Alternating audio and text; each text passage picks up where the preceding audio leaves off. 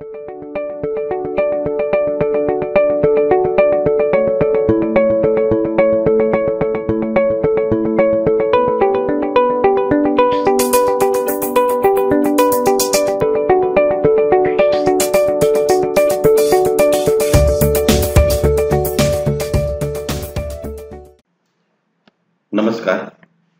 आज आपण book keeping and accountancy हा जो पहिला चॅप्टर आहे 11व्या अकाउंट मधला, त्यातील क्वेश्चन 4 जो आहे, state whether the following statements are true और फॉल्स विथ रिझन, हे बघणार आहोत.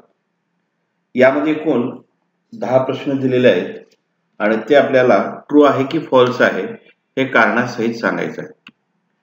Book keeping and accounting are one and the same thing. इथं असं म्हटलेलं आहे बुक कीपिंग आणि अकाउंटिंग म्हणजेच अकाउंटन्सी हे दोन्ही एकच गोष्टी आहेत. तर हे फॉल्स आहे, कारण बुक कीपिंग म्हणजे झालेल्या व्यवहारांच्या नोंदी करणे आणि अकाउंटिंग किंवा अकाउंटन्सी म्हणजे झालेल्या नोंदींच्यावरून एखादा निष्कर्ष काढणे. त्यामुळं बुक कीपिंगचं काम जिथं संपतं तिथं अकाउंटन्सीचं काम चालू होतं. म्हणून बुक कीपिंग आणि अकाउंटन्सी किंवा अकाउंटिंग या दोन्ही गोष्टी एक नसून त्या वेगवेगळ्या आहेत. म्हणजे हे उत्तर फॉल्स आहे.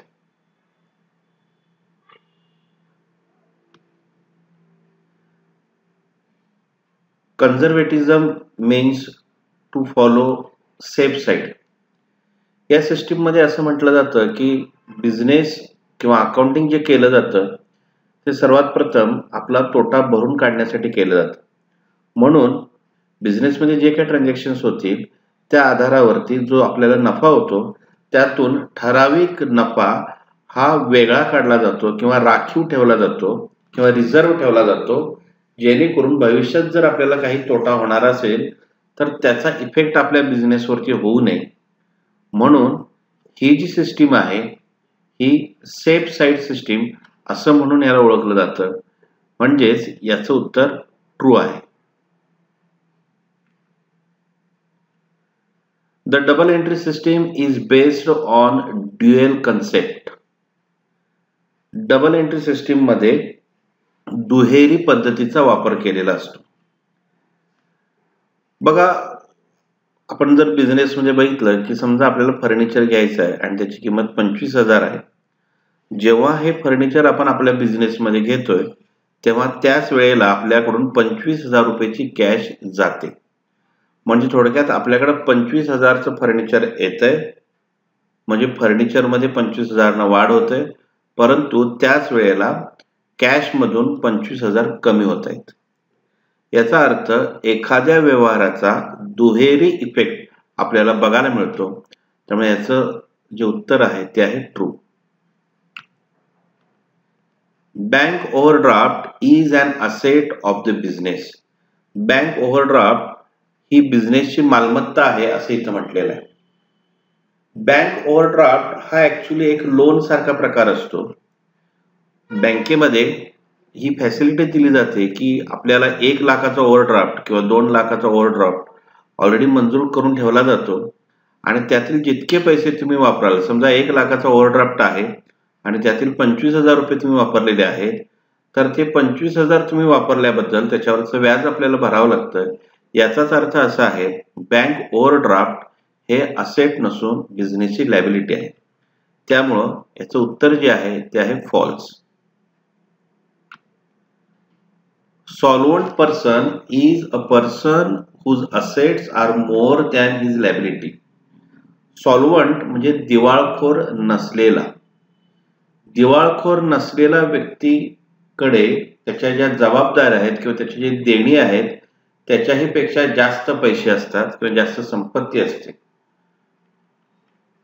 तर ज्या व्यक्तीकडं आपल्या जबाबदाऱ्यांपेक्षा किंवा देण्यापेक्षा पैसे जास्त असतात त्याला सॉल्वंट पर्सन असं म्हटलं जातं.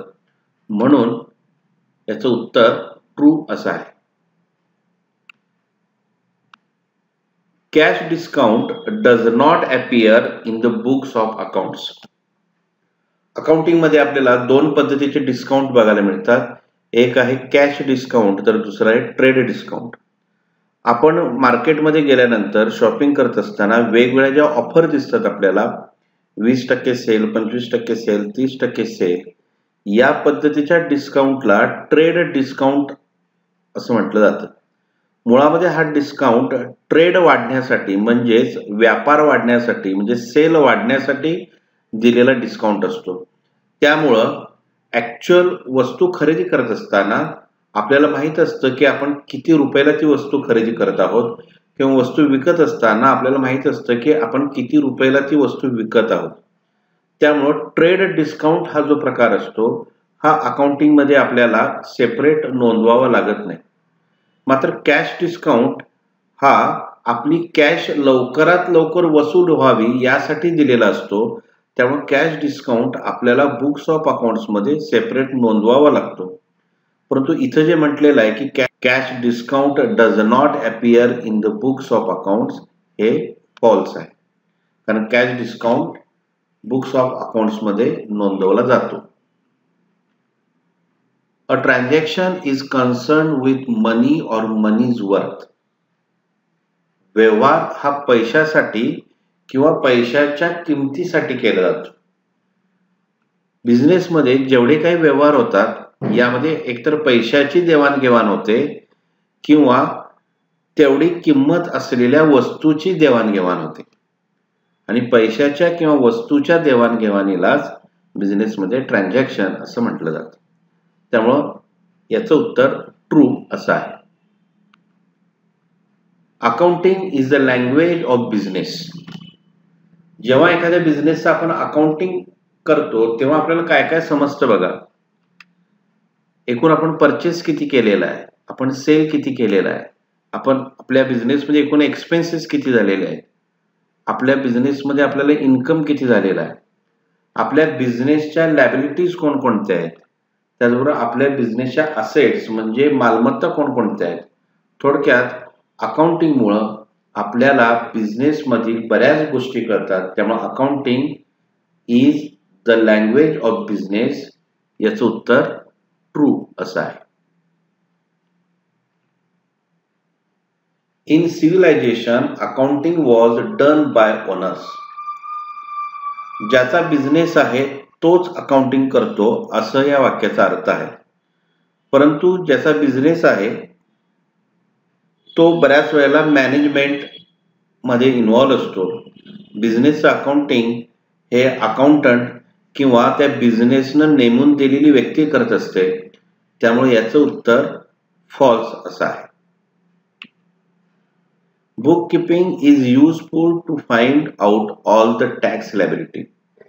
जेव्हा आपण झालेल्या व्यवहारांच्या नोंदी करतो तेव्हा नोंदींच्या आधारावर आपल्याला कळू शकतं की ॲक्च्युअल आपल्याला टॅक्स किती भरायला पाहिजे. पण जर आपण बुक कीपिंग किंवा नोंदी केल्याच नसतील तर आपल्याला कळणारच नाही की आपल्याला टॅक्स किती भरावा लागणार आहे. त्यामुळं bookkeeping is useful to find out all tax liabilities. याचं उत्तर ट्रू असं आहे. धन्यवाद.